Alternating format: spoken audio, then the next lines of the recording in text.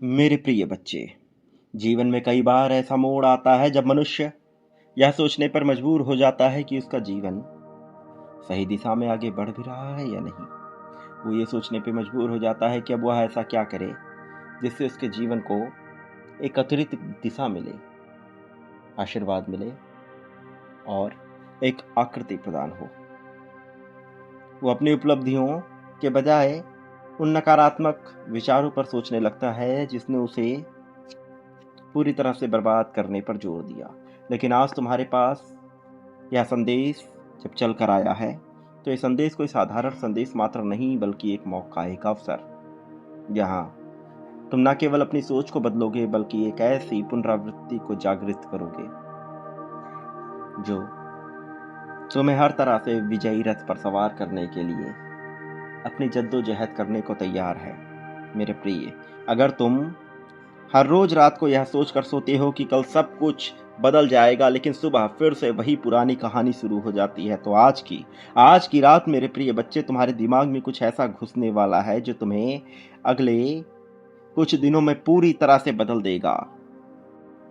आज तुम्हें मिला यह संदेश एक साधारण संदेश मात्र नहीं है, एक जागृति है मेरे प्रिय बच्चे। एक ऐसा उत्थान जिसने तुम्हारी कहानी को नया रूप देने का विचार बना लिया है।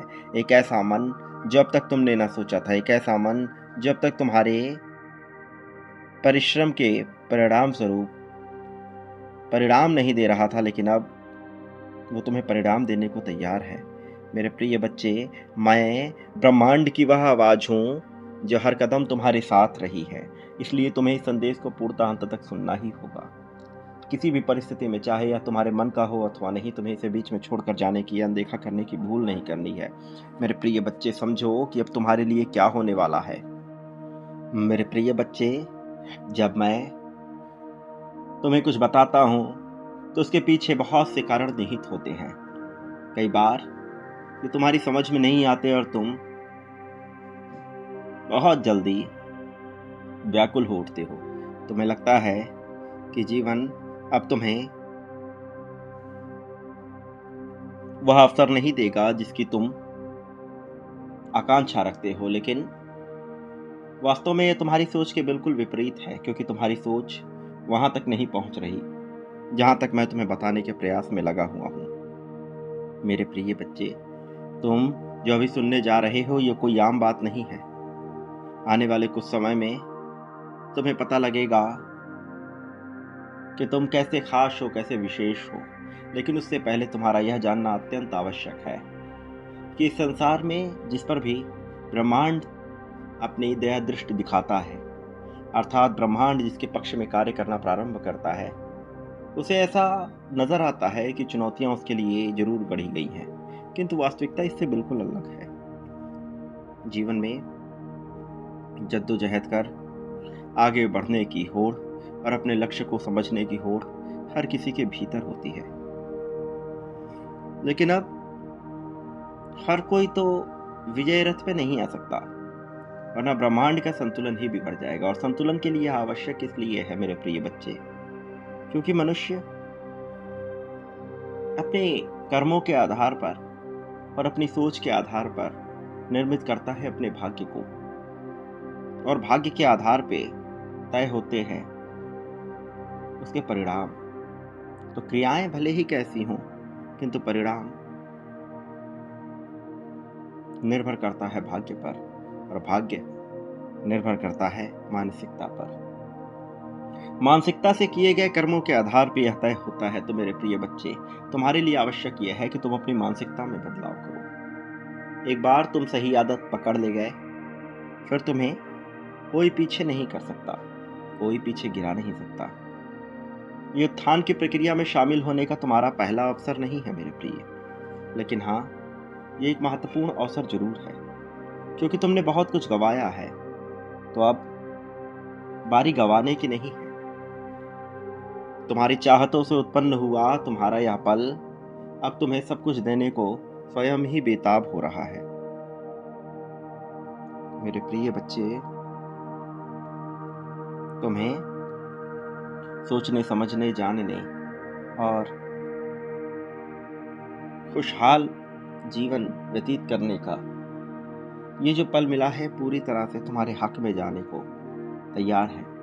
ये अच्छा समय है मेरे प्रिय, भले ही तुम इसे पहचान पाओ या ना पहचान पाओ। जब अच्छा समय शुरू होता है तो सब कुछ मनुष्य के इच्छानुरूप तय होने लगता है।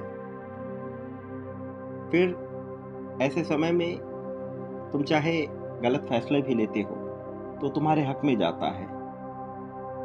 मनुष्य इसी अच्छे समय के लिए प्रयास करता है। जब तक अच्छा समय नहीं आता मनुष्य को शांत चित्त होकर सही मानसिकता रखनी चाहिए, और जब एक बार अच्छा समय आ जाए तो उसका भरपूर लाभ लेना चाहिए। भरपूर लाभ का अर्थ यह है कि तुम जितना उपभोग कर सकते हो कर लो, बिना दूसरे को तकलीफ पहुंचाए।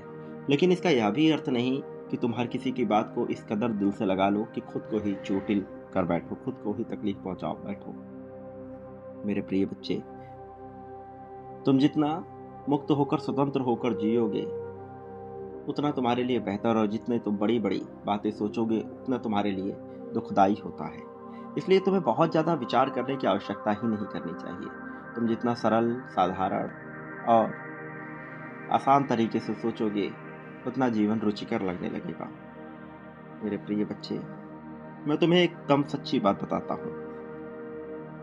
इस जीवन में हजारों लोगों से, लाखों लोगों से, यूँ कहें करोड़ों लोगों से मैंने करोड़ों भेष में मुलाकात की है। अमीर लोग, गरीब लोग, पढ़े लिखे, अनपढ़। और मैं तुम्हें एक बात बताता हूँ, जो लोग कामयाब हुए उनमें एक बात बहुत समान थी। वो थी उनकी लगातार ऐसी मानसिकता कि वो कभी हार ही नहीं सकते। बस इतना सा फर्क है कि नाकामयाब लोग सदैव शिकायतें करते रहे और कामयाब हमेशा यह मानते रहे कि वो जीतने के लिए बने हैं। भले ही उन्होंने सही कर्म किए, गलत, भले ही चीज़ें उनके हक में हुई या नहीं। इसलिए कई बार ऐसे लोग जिनकी आदतें, जिनकी मानसिकता तुम्हें मलिन लगती है, तुम्हें अच्छी नहीं लगती, वह भी विजय को प्राप्त करते हैं। ये कोई जादुई बात नहीं है, कोई जादुई ताकत नहीं है, लेकिन यह है कि वो दिमाग से बहुत मजबूत रहे। मेरे प्रिय बच्चे, मैं सदैव यही चाहता आया कि तुम अपने दिमाग को इस कदर मजबूत करो जैसे तुम विजेता बनने के लिए ही उत्पन्न हुए हो। एक तरह की प्रणाली है ये, एक तरह के नियम है, एक तरह का कानून है, और ये कानून वास्तव में अनुसरण करता है उस तरह की सोच का जहां मनुष्य अपने आप को विजेता के रूप में सदैव देखता है। फिर चाहे वह प्रेम की बात हो, धन की बात हो, समाज में सम्मान की बात हो, या किसी तरह के चमत्कार की बात हो।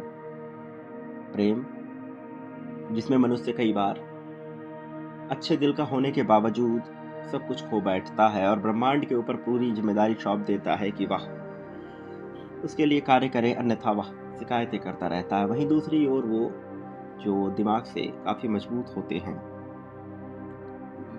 ब्रह्मांड को समर्पित तो होते हैं, किंतु इस बात को मानते हुए कि हाँ उनके हक में है प्रेम मिलना, वो प्रयास नहीं करते, वो बस यह मानते हैं कि उन्हें विजय मिलेगी।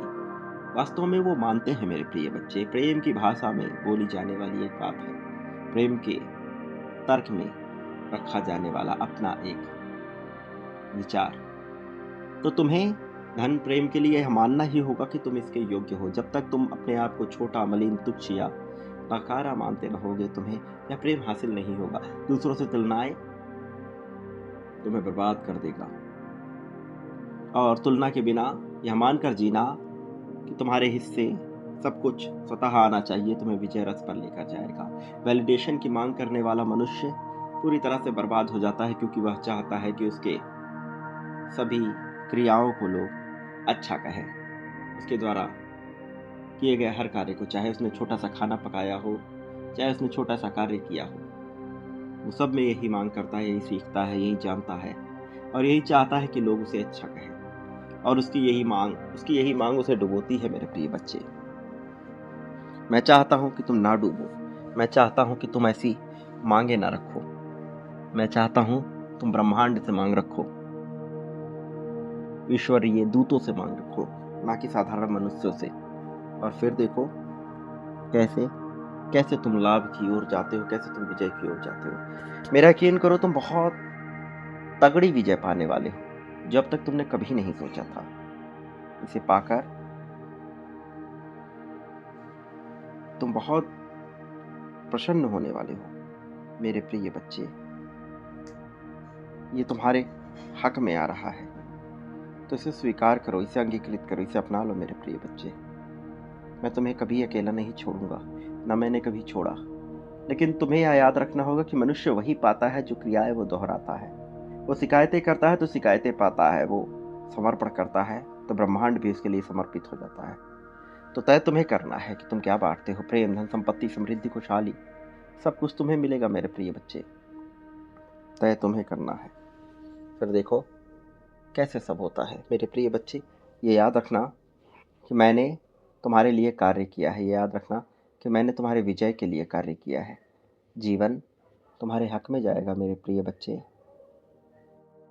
तुम्हें बांटना होगा मेरे प्रिय बच्चे, इस संदेश के लिए, संदेशवाहक के लिए, इस वाणी के लिए, इस चैनल के लिए, जिसके माध्यम से तुम तक संदेश पहुंचा। क्योंकि ये एक प्रक्रिया होगी जो तुम्हें आगे बढ़ाएगी, विजय दिलाएगी। प्रेम में, धन में तुम्हारे द्वारा दिए गए सभी नाम स्वीकृत होंगे।